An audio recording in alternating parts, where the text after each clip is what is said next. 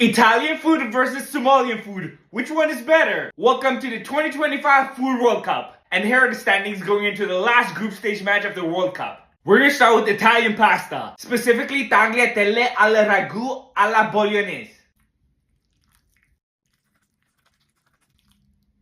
Oh, that didn't work. Here's what it looks like. Rompicazzo! It tastes fresh and it tastes a lot lighter than the more common American pastas. And as an Italian myself, I can definitely say pasta is amazing. Fun fact, the capital of Italy is Romania. I understand that everything doesn't have to be spicy, but I would love if this was spicy. Vaffanculo. Next up we have Somali pasta. Fun fact, Somalia actually invented pasta. Here's what it looks like. Astagfirullah.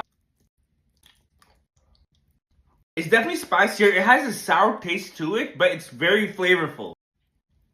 Fun fact, Somalia was actually part of the Roman Empire. I mean, even Julius Caesar was a Somalian. His actual name was just Adi.